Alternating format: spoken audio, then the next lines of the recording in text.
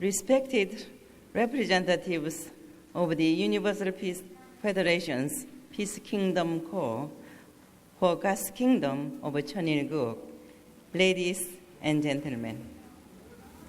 It is truly a pleasure to be able to meet you here today, together with my family and on behalf of the 70 million people living on the Korean Peninsula, my homeland, and all citizens of Cheonilguk.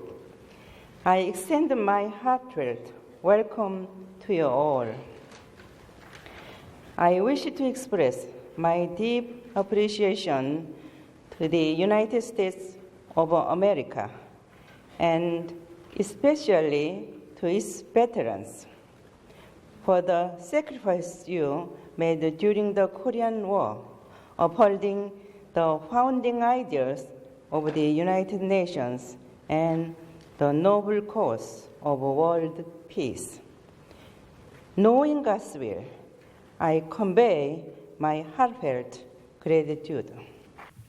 Ladies and gentlemen, God's desire is to save humankind from evil and sin, and to actualize the ideal He envisioned for all that He created.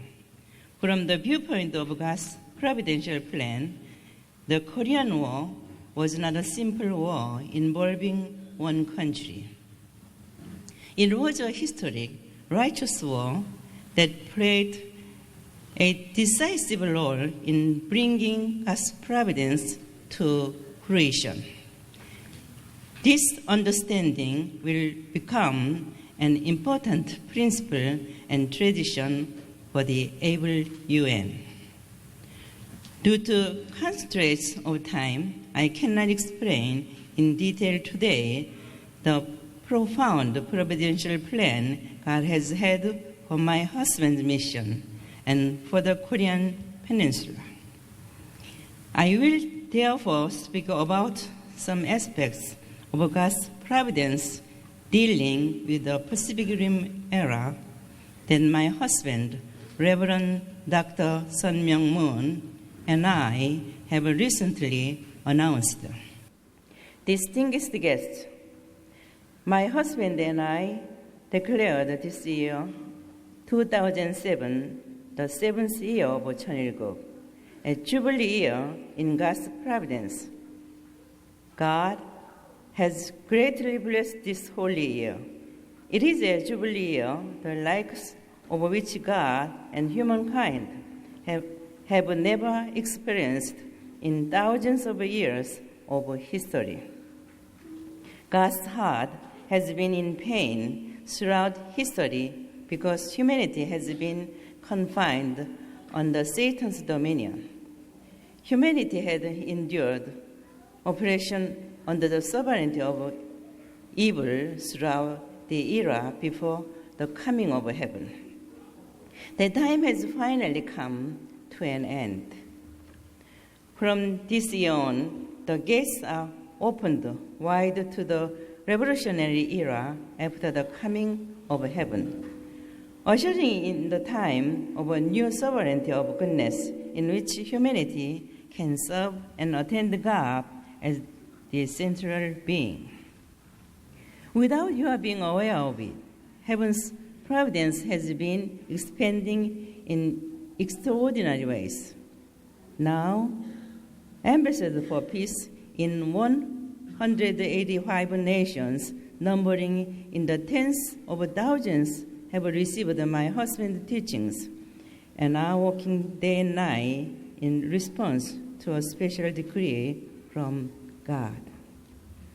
Hence, today, I would like to convey to you Heaven's message, which is entitled, A Providential View of the Pacific Rim Era in Light of God's Will, the United States, and the future direction of the United Nations and the world.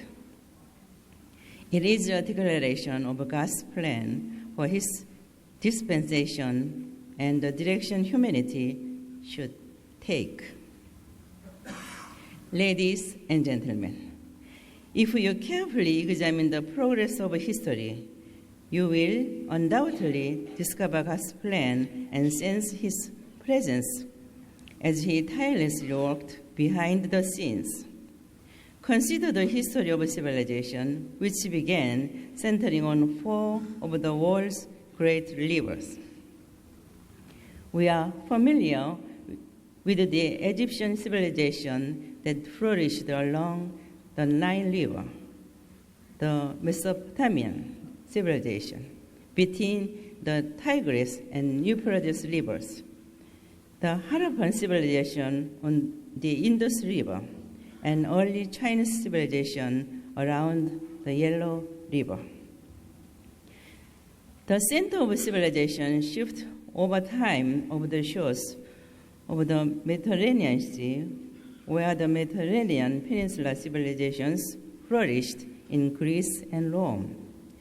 History continued to progress, and the European continental civilization emerged. This continental civilization, in turn, gave birth to an island civilization, Great Britain, which flourished in the Atlantic sphere. The British Empire, which dominated the 7 seas and wielded its might as the empire on which the sun never sets. Past this splendid culture onto North America. We know these facts from history. Civilization on the North American continent raised the banner of democracy, which was rooted in Christianity. It bequeathed to the world the principles of freedom of religion and respect for equal human rights as it led the struggle against fascism and communism, which had established atheistic, evil sovereignties. Through the victories of the First and Second World Wars and the Third, the Cold War, it won victory over totalitarianism and communism. However, that victory does not simply mean that America is great. And the development of human civilization did not stop there. Victory came because God had chosen and raised the United States of America as the second Israel, in accordance with His providential plan, and had raised and trained the American people through Christianity. God walked through America to bring His providence to its present stage of fruition.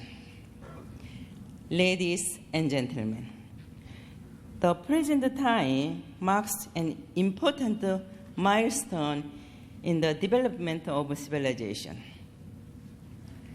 Civilization has completed a circuit of the entire globe and has now arrived on the shores of the Pacific Ocean.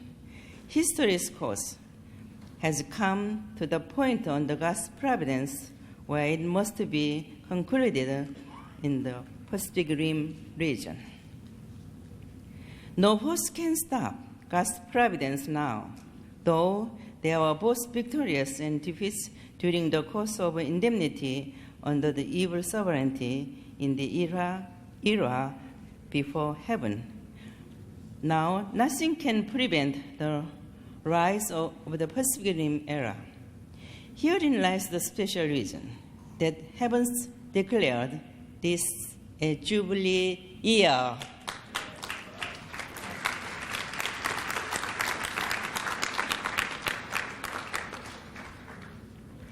Ladies and gentlemen, the arrival of the Pacific Rim era signifies many things. What do you think the world would have been like if Jesus had fulfilled the complete messianic mission during his lifetime on earth? Jesus came as the Savior and Messiah to save all humankind.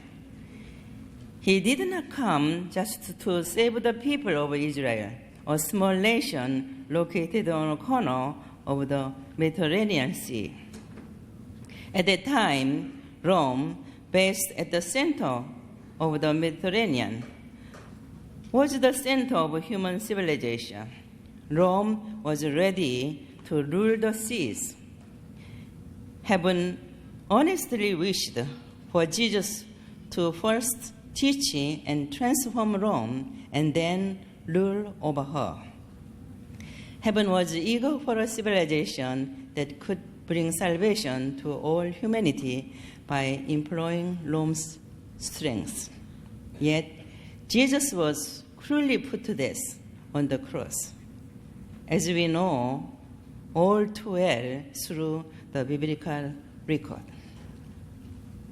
After thousands of years of preparation, God finally was able to send Jesus to the earth as his only Son.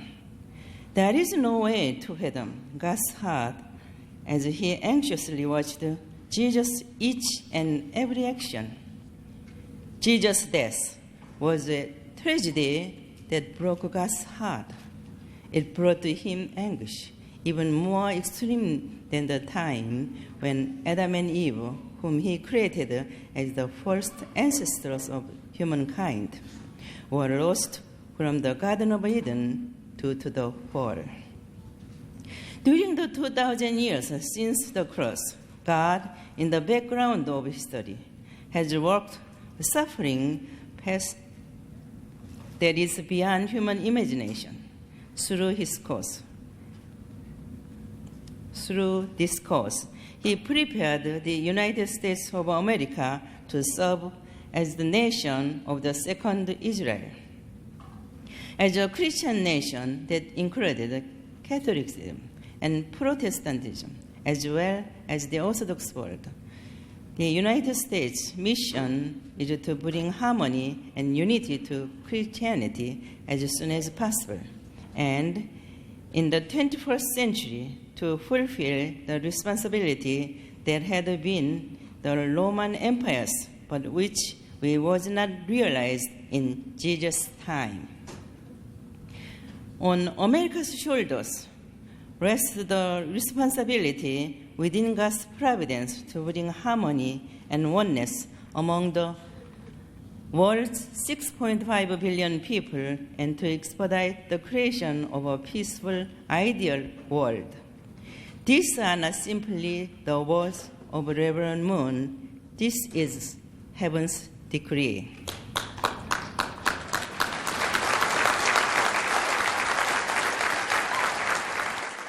Then, how can you unify Christianity? God has already revealed the solution through my husband and me, the true parents of humankind. God has given us the supreme command to practice a life of true love, to understand completely the reality of the spirit world to which we go after we die, and to establish a model, ideal family, a true family.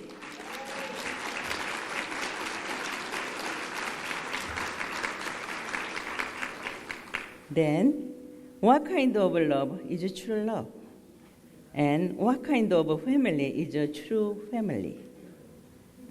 Ladies and gentlemen, God's absolute true love does not instill a desire to have one's partner exist for one's own sake. Rather, true love's essence is giving, living for the sake of others and for the sake of the whole. True love gives, forgets that it has given, and continue to give without ceasing. True love gives joyfully. We find it in the joyful and loving heart of a mother who cradles her baby in her arms and nurses at her breast. True love is a sacrificial love, such as that of a devoted son who finds his greatest satisfaction through dedicating himself with all of his body and mind to helping his parents. When we are bound together in true love, we can be together forever, continually increasing in the joy of each other's company. The attraction of true love brings all things in the universe to our feet. Even God will come to dwell with us. Nothing can compare to the value of true love. It has the power to dissolve the barriers fallen people have created, including national boundaries and the barriers of race and even religion.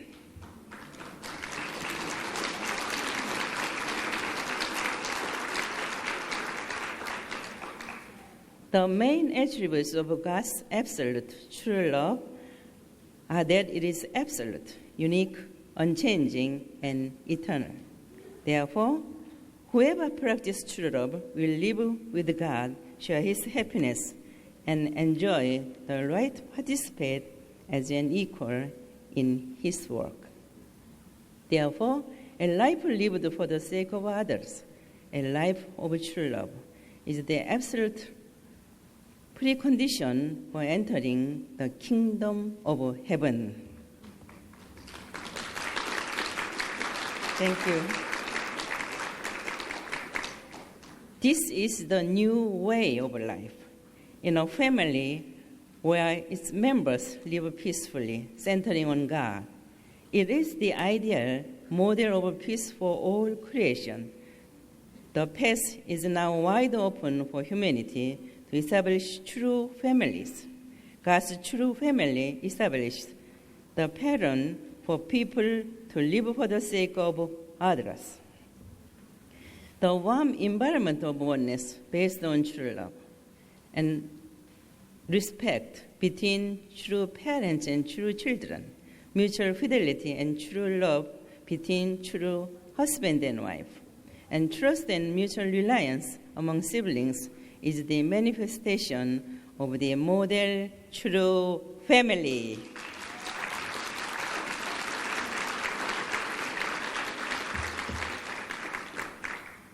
This means that you need to establish a true family wherein the stem of true love emerges from the root of true love and bears the fruit of true love.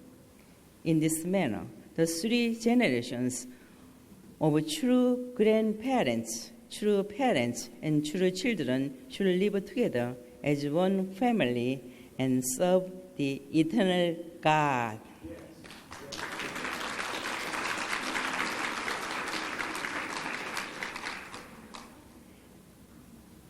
God desires to see such families, and it is your responsibility as tribal messiahs and ambassadors for peace to seek after and establish them families of the kingdom of God.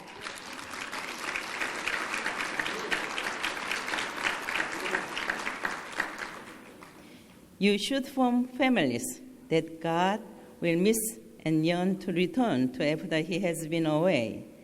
You should raise families to which He can come freely as a parent visiting His children.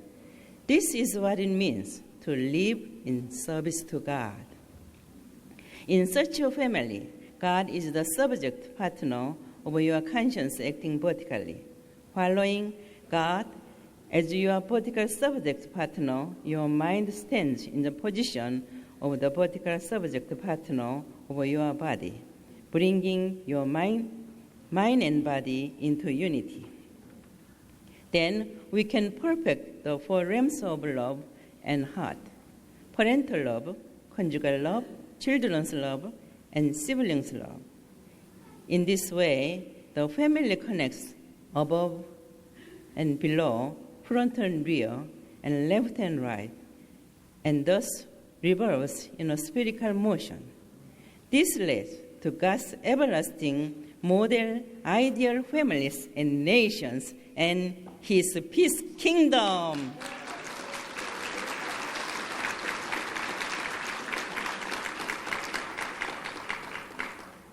If only the entire world were filled with such true families, it would be an orderly world where people govern themselves by the heavenly way and heavenly laws, with no need for lawyers, prosecutors, or even judges.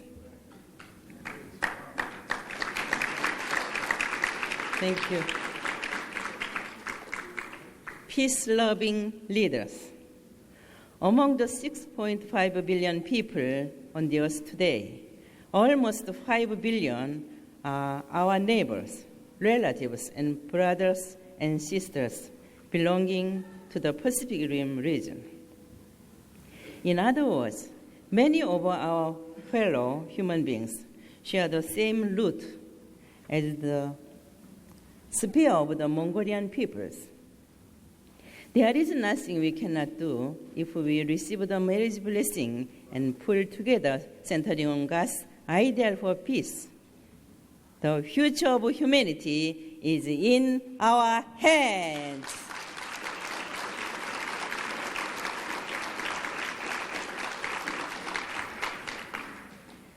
God's providence has now spread from the North American continent and blossomed in the island civilization of Japan, which is in a position similar to that previously held by Great Britain, but on the other side of the world.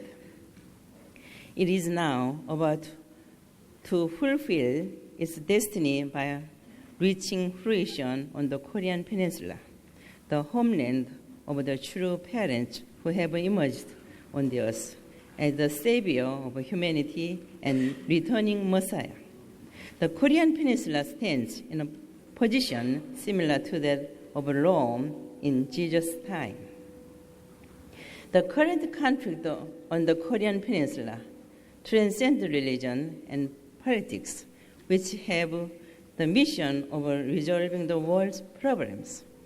From a geopolitical point of view, the Korean Peninsula persists as an arena of most intense confrontation, despite the ongoing efforts on the part of all to secure peace.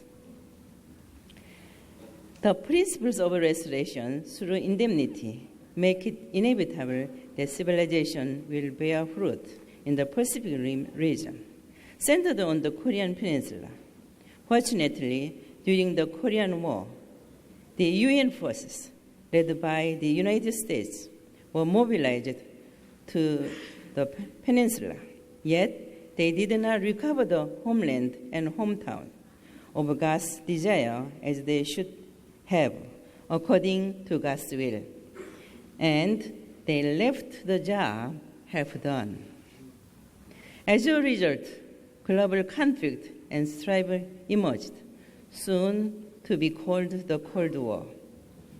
During this period, the Korean people were deprived of their possessions and displaced, leading them to search for God.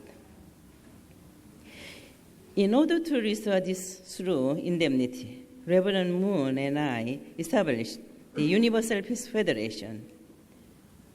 We then reorganized the Peace Kingdom Corps and Peace Kingdom Police Force, comprising the heavenly women who have received the marriage blessing, who love peace, and who are willing to serve and sacrifice for the work of the Universal Peace Federation.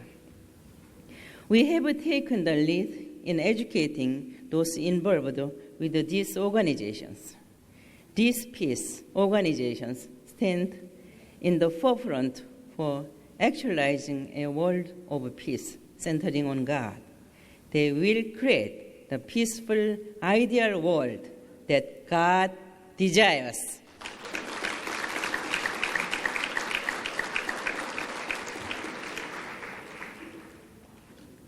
You may not be aware of this, but Reverend Moon has been assisting behind the scenes of the six-party talks currently being held for the sake of resolving the nuclear issue on the Korean Peninsula and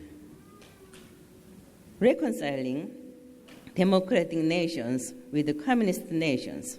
He is presenting a solution based on the principles of peace and harmony rooted in the new way of the Heavenly Father.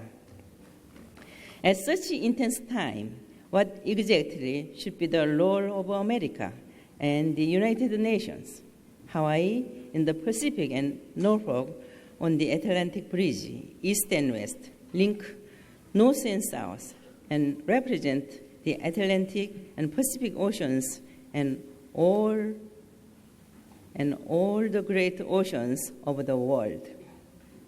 With the support and protection of the American continent, the Korean Peninsula should become the homeland that protects and defends the Pacific Rim region by bringing together all the island nations of the Pacific. I say this because the future of humankind lies in the preservation of the Pacific Rim region, centering on Korea, Japan, and the United States. As we were well aware of heaven's plans for this region, my husband and I invested 33 of the prime years of our lives in the United States, beginning in the early 1970s for the sake of world peace. While on our way to meet Kim Il-sung of North Korea in 1991, we first visited Hawaii and prayed there at that critical moment with the purpose of bringing an end to the Cold War era. On that victorious foundation, we returned to Korea, where we are working to complete the providence of establishing God's homeland and hometown. This year, in particular, a Jubilee year in the Providence, we again prayed in Hawaii as the first stop of a visit to America. Ladies and gentlemen, I ask that you analyze the current state of affairs in the world closely. Although the days of communism are gone, even now powerful nations such as China and Russia are constantly on the lookout for opportunities to pursue their own interests aggressively at the expense of the powerless and small island nations. No small island nations by itself can deal with these powerful nations and their economic, political, or even military ambitions. They are so powerful that if they wanted to, they could dominate any smaller nation in a single day without shedding blood. Only when peace and security are settled in the Pacific Rim can peace for all humankind be guaranteed. As I have mentioned, the small island nations by themselves cannot contend with the great tsunami of powerful nations moving into the region. The time has come, therefore, for all these small island nations in the Pacific Rim sphere to unite as one and build the homeland of the new civilization.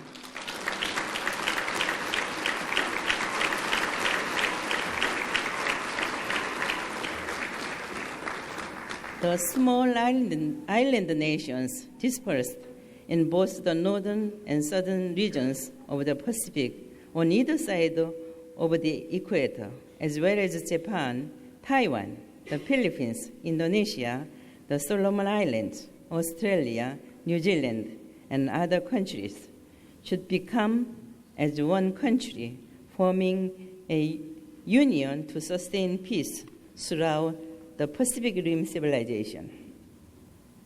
This will secure peace and stability for all people.